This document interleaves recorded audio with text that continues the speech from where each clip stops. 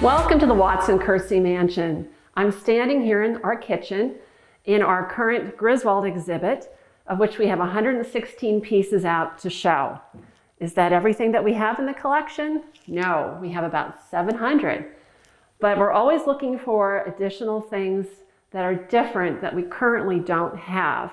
So just let's look at a few of the pieces together. The first piece that Selden made, Selden and Griswold was the name of the company, was this hinge.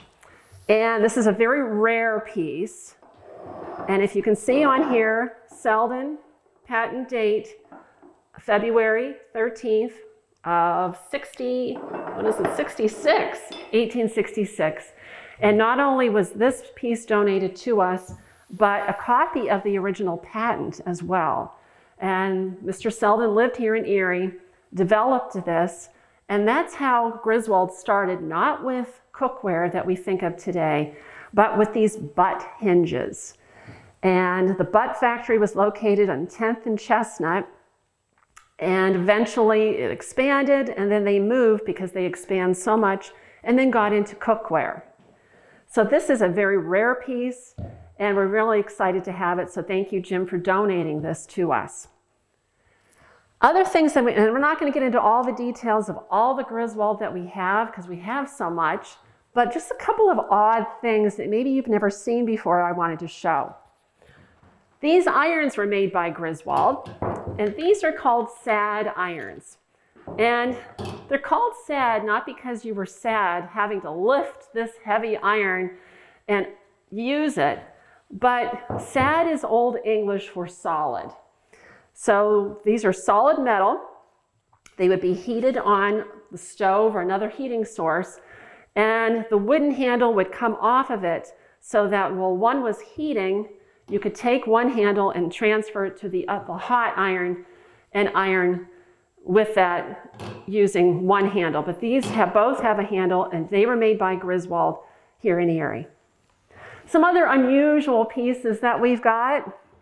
I have one over here, and I love this piece. It's called a Bolo Oven. It's made out of metal. Bolo means big oven, little oven. So if you were baking on a particular day and you needed additional oven space, you would put this unit either on your wood stove or on your range in the kitchen, which was probably wood or coal-fired, and you could open it up and have your baked goods inside of here, or to be baked, so it'd be cookies or breads. Maybe you want to do a chicken. So you would put this inside and on top, and then you use your other oven on the stove for other things, and this would do the cooking. And some people still use these today, even the antique pieces such as this. The one thing about cast iron, it doesn't go bad if you take care of it. So even this, which is not iron, could be used even now. Griswold not only did iron, but they also did other materials as well. You can see this enamelware piece is quite spectacular. This is cast iron with porcelain overlay, and they came up with various colors that they used. Unfortunately, the light color would get discolored quite often, so they don't look so pretty, and the porcelain would chip. But again, really attractive pieces, and companies are doing this very technique today. A lot of waffle irons, we've got dampers, a lard press, but then I wanted to show our spectacular tea kettles. This one here was cast iron made in the 1880s to 1890s. What I love about this piece is the logo. It's an unusual logo that most people don't see. It's a spider web with the skillet as the spider, and the skillet has the word Erie on it. The aluminum piece is right next to it, and aluminum has been used for centuries, but it was very expensive, so therefore very uncommon. Well, a company called Alcoa in Pittsburgh developed a cheap way to produce aluminum and was looking for ways to expand or to find a market for that product. So Griswold came up with an aluminum tea kettle. It proved very popular, much lighter to use than your heavy cast iron. And so then eventually they expanded to other products as well, frying pans and waffle irons too. In this case, we have this cute bunny rabbit. And this rabbit mold is one of several cake molds that Griswold made. They also made a Santa Claus, and they did a lamb. And one thing you want to be aware, if you are looking to buy a cake mold from Griswold, a lot of reproductions are now being made. And you can tell the real versus the reproduction, even though they'll both say Griswold. But whenever you're looking at cast iron, you find a nice smooth finish on the real Griswold, especially on pieces like those little tabs that are sticking out. The reproductions will often be rough, and the lettering doesn't look quite right on the reproductions. This happens to be a real Griswold rabbit mold, and we happen to like it. And then we also have some toys that Griswold came out to, because you got to train the young girls on how to cook like mom, and some spectacular pieces here as well. Now, as curator, every now and then I get questioned, how do you take care of Griswold? How do you keep it in the family? So often, Griswold is passed from generation to generation, and sometimes it's been kept in a basement for a long time, and it's rusty, or sometimes you get a piece and it's so caked on with different materials that people don't want to use it and they don't know how to clean it. So just a couple of hints on how to manage your cast iron. If the piece is rusty, now this is a beautiful piece we have in our collection, but if it was rusty, I would take a solution of white vinegar and water. So it'd be half white vinegar and half water, and dunk it in for a couple of hours. I check on it.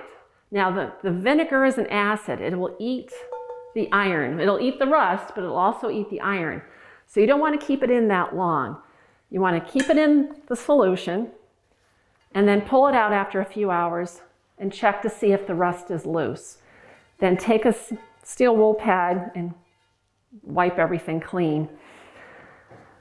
Then you would season the piece. But before we get into seasoning, I'll talk about what if the piece is just full of crud, you know, that heavy black caked on food from years and years. And that's when I get out my Lye Bucket. Now, I'm not sure if it's sold anymore, but for years you could buy Red Devil lye, and that's for plumbing issues. If you have a clogged something in a sink, you would put the Red Devil in your sink. Well, that's lye, and it'll eat a lot of things away, and it'll eat all the crud. So again, I take a big bucket, about 4 to 5 gallons of water, and put in the lye, mix it up. Don't put your hands in it because it will irritate your hands and it will destroy your clothing. So put rubber gloves on, mix it up, and put your yucky cast iron in it, and let it sit days, weeks, however long you want. It won't rust the piece. Pull it out, check it again, see with your rubber gloves on, see if there's anything loose on here, and then try to wipe it away as much as you can. And if it's not, stick it back in the Lye Bucket and it'll eat away all of this stuff. So now that you have either a rust-free or a clean piece of Griswold, you want to season it because you want to be able to cook with this and not have the food stick. And the thing to do with that is oil that you're sort of baking on a surface. So what I would do is I dry off the piece after I've cleaned it. I'd put mineral oil on it, a light coating, and let it sit overnight. The next day, I turn my oven on to about 400 degrees. I would take Crisco, it's probably the easiest thing, another light coat. I'd wash off the mineral oil. I'd put the Crisco on it, stick it in the oven, 400 to 450 degrees, for about a couple of hours, and shut off the oven and let the piece cool in the oven as it cools off, and then take it out. And you should have a beautiful, clean, usable piece of Griswold. Now I want to cook with it.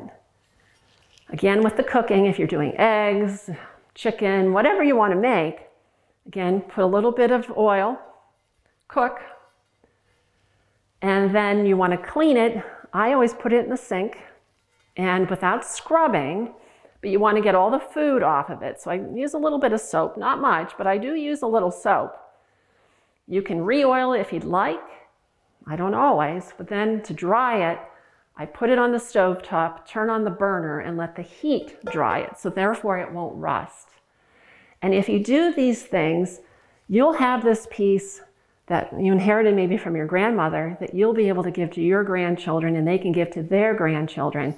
So you can't ruin cast iron. And what I love about Griswold, there are companies that make cast iron today, and they're fine, but the finish is rough on those. If you look on the Griswold, they're perfectly smooth.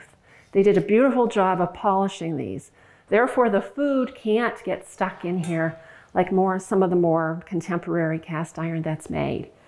So love your Griswold as much as we do here at the Hagen History Center. Enjoy it and think about the people that came before you that used it and feel good about that. Thanks.